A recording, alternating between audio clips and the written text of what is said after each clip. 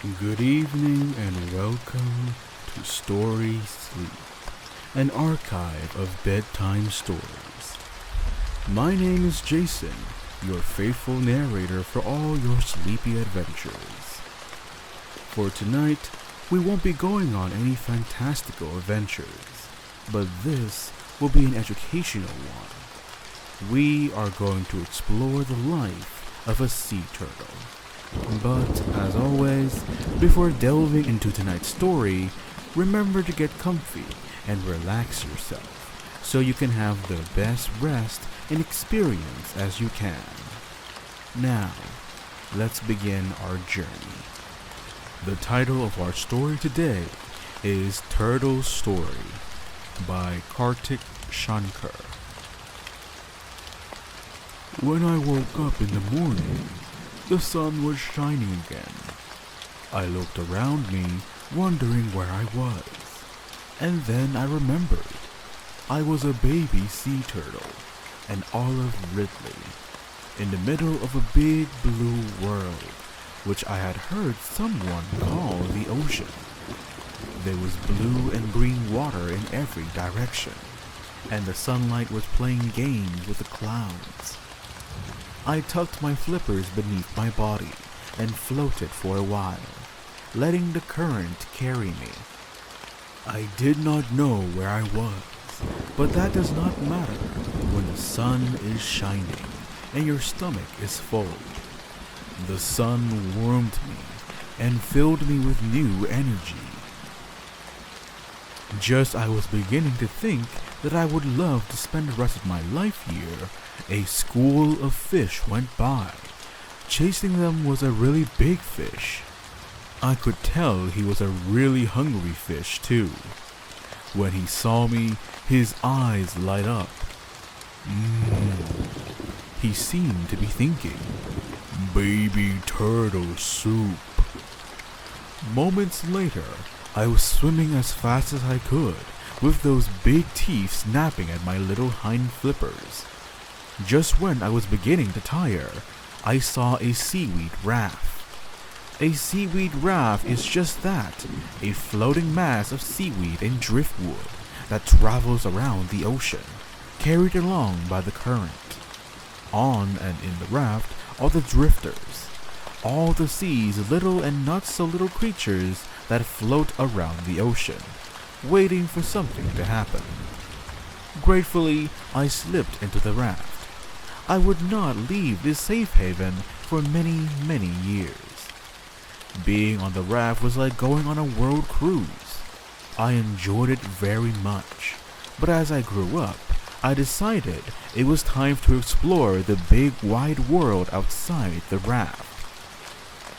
I have heard wonderful things about a place called the reef, where a lot of other turtles lived. Everyone said the reef was a fairyland of the ocean. They said it was full of beautiful, brightly colored creatures, both harmless ones like the clownfish and poisonous ones like the scorpionfish.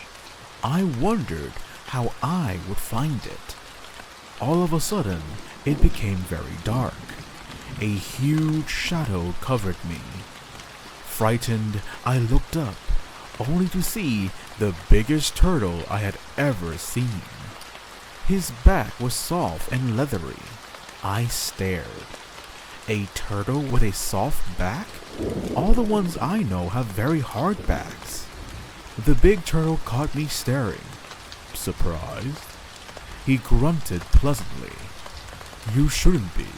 I'm a leatherback turtle." "Good name, sir," I mumbled. "Where are you going, sir?" I continued. "To the reef to live with the other turtles?" "Ah," sighed the leatherback. "I wish I had that luxury. But no, I am too busy searching for jellyfish. They are all I eat." "Where do you find them?" I asked. "Out in the deep, deep sea," said the leatherback. "Sometimes I have to dive more than 1,000 feet to reach them. And sometimes I go all the way to Canada, where the water gets very cold. No other reptile could survive in such cold waters. If it isn't too rude, sir, I said quietly. can I ask how much you weigh? Nearly 600 kilograms, little one, replied the leatherback, looking amused. And I'm proud of it, including the fat. For it's the fat that helps me get through the long migrations. Well, I have to be off now. Of course, sir, I said. But before you go, could you tell me where I might find the reef? That way, said the leatherback, pointing with a flipper as he swam off. Thank you, sir, and happy hunting, I called out as I swam towards the reef. It was on the reef that I met Old Green Turtle, my friend Hawksbill, whose mouth is curved like a hawk's beak, told me Old Green was nearly 50 years old. My, that's old, I said. How come she looks so young? Well, said Hawksbill, Green Turtle eats only seagrass and algae, so it took her nearly 30 years to become an adult. You and I will be adults by the time we are 10. Do you know, he continued, that when she wants to nest, she migrates to islands in the middle of the ocean? Clear blue lagoons, white sand. They're beautiful. Have you been there? I asked. Oh yes, sometimes you have to crawl over the coral to get to the beach, said Hawksbill. I shuddered. I would hate to crawl over sharp coral. Soft sand is what I like under my soft belly. You won't have to do it, don't worry, Another Ridley told me. we only nest on soft beaches, not the ones on the coast of Mexico, Costa Rica, and India. But you'll see for yourself when it's time. It's only about 2,000 kilometers, sniffed a loggerhead as he swam off in a different direction. Show off. Just because loggerheads like him sometimes swim almost 15,000 kilometers to lay their eggs from California all the way across the Pacific Ocean to Japan. I ignored him and continued gorging on flying fish, my favorite food. The big journey began. The water around me was full of other Ridleys like me, swimming powerfully. It wasn't an easy journey. Along the way, there were many dangers. Though I was now bigger than most of the fish, there were still sharks that could catch us. But the sharks were not as dangerous as the many fish nets that we had to swim past. I swam carefully as I could, avoiding all the nets, especially the terrible trawl nets. I managed to escape them all, but some of my friends weren't so lucky. Finally, I reached the beach of Gahir Matha, the place where more Ridleys nested than anywhere else in the Indian Ocean. It was time to lay my first nest. We always nest at night. I waited until the tide was a little high, so that I wouldn't have that far to crawl on the beach. I came in with the surf and felt land under me for the first time since my birth. It felt very strange at first. Slowly, I dragged myself up the beach to find a dry spot. Once I had moved past the high tide line, the sand became very dry and flew all around me as I dragged myself forward with my front flippers. It is very difficult to move on land. I paused to take a breath and looked up. The beach was long and dark. Behind the beach was a huge dune and some bushes. I had heard there was a large forest behind this beach called Bahita Kanika, which was full of saltwater crocodiles, king cobras, and all kinds of other animals. Then, suddenly, I saw another animal on the beach. It had 4 legs, and it was digging up a turtle nest. I went back into the water as fast as I could. Later that night, I crawled up again and went up the beach into the Epomea creepers. At my chosen spot on the beach, I cleared away the dry sand and made a big pit with my hind flippers. I am very fussy about how exactly I do this. I always put one flipper in after the other, scoop up some sand, and throw it out. About 2 feet deep and shaped like a flask, with a narrow neck leading into a deep cavity, it was a beauty. I then began laying my eggs. 1, 2, 3, 44, 45, 99, 100, and then I was done. I covered my precious eggs carefully with sand and thumped it down with my body. Finally, I threw some sand around to make sure that no one would find my nest. Quickly, I crawled back into the sea where I felt much safer. 2 weeks later, I was getting ready to nest again. We usually make enough eggs to lay 2 or 3 nests during a season. My common sense told me that it would be a good idea to nest again where I had the previous time. It seemed like a good, safe place.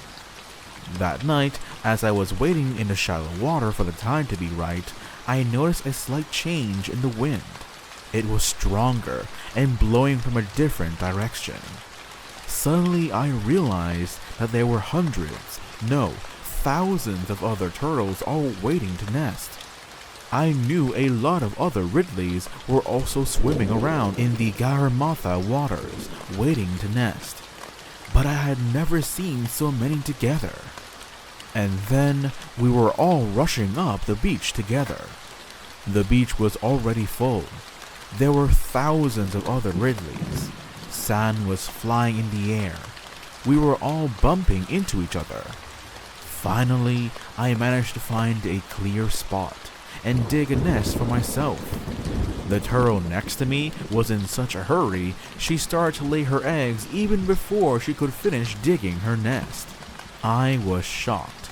We turtles never do that. "It's an aribada, lady," she said.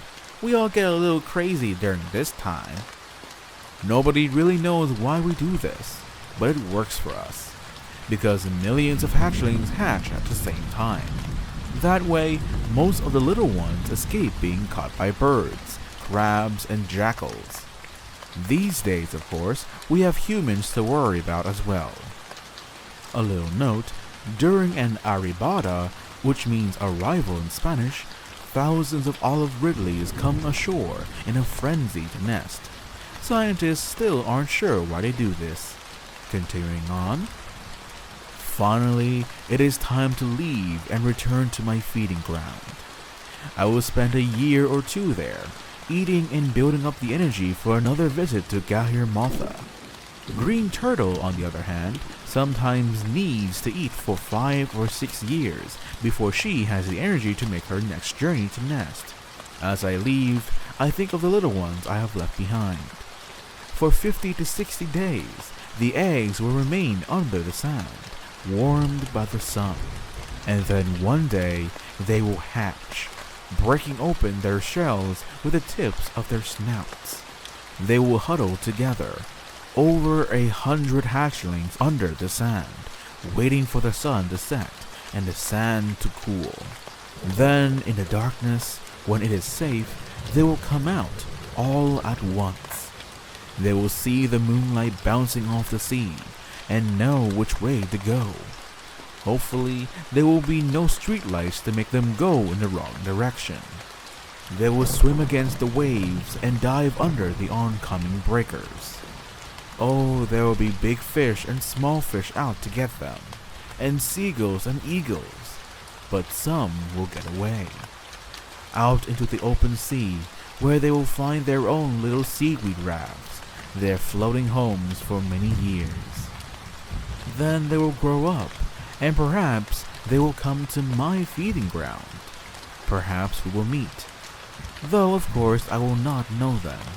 Still, I am happy knowing that they are out there somewhere, and that someday they will return like me to this very beach to lay their own eggs and start the whole wonderful circle of life all over again. A message from the Olive Ridley to you. Sea turtles are in danger worldwide for many reasons. Some species of turtles are killed for their meat, which is used to make turtle soup. The shell of the hawksbill turtle is used to make tortoiseshell products, like eyeglasses frames and hair accessories. Many turtle eggs and hatchlings are eaten by predators like dogs and crows. But the biggest danger comes from fishing. Many sea turtles get accidentally caught in a variety of fishing nets, drown, and die. In India, there are many conservation groups that are trying to save sea turtles. Each coastal state has one or more such groups. And that is all for this story. Thank you for listening.